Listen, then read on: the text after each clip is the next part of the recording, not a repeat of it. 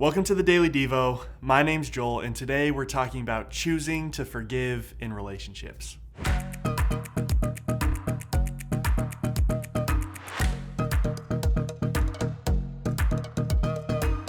We're continuing in our Choices in Relationships series, and today's passage comes from Matthew chapter 18, and verses 21 and 22 say this. Then Peter came to Jesus and asked, "Lord, how many times shall I forgive my brother when he sins against me? Up to 7 times?" Jesus answered, "I tell you, not 7 times, but 70 times 7. When I was in middle school, I had a big goal of playing college basketball. And in order to make this goal a reality, I was willing to try almost anything. I would practice at school, I'd practice at the rec center, in the driveway, anywhere really. I'd drink protein shakes that my dad would make me, always with the ice cream, of course.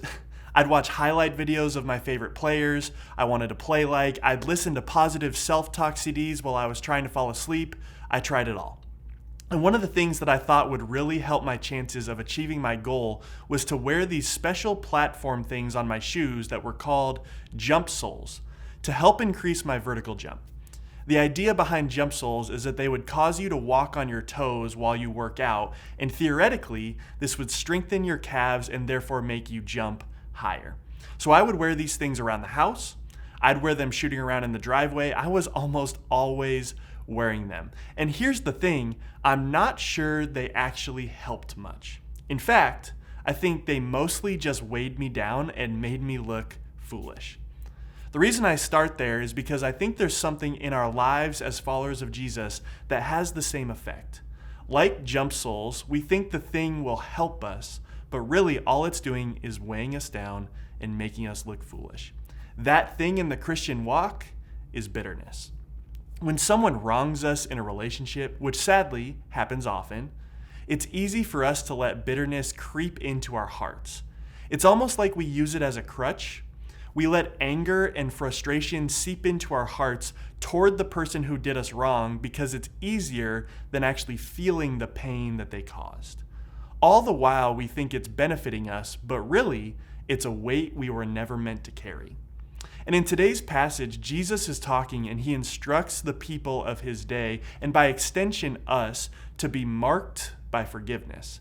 See, forgiveness is the opposite of bitterness, and the two cannot coexist. What I love is that Jesus doesn't give any parameters for forgiveness. The disciples are trying to find out what is the bare minimum, and Jesus gives them an outrageous number, saying either 77 times or 70 times 7, which is 490 times. The point Jesus is making here is that we should choose forgiveness at every turn. We should understand that we are people who have been forgiven much and therefore should extend forgiveness freely. And what I think is beautiful about this is that extending this forgiveness will actually take the weight of bitterness off of our shoulders. Not only will the relationship be improved or salvaged with the person that wronged us, but we will be able to walk in the freedom that Jesus wants us to have.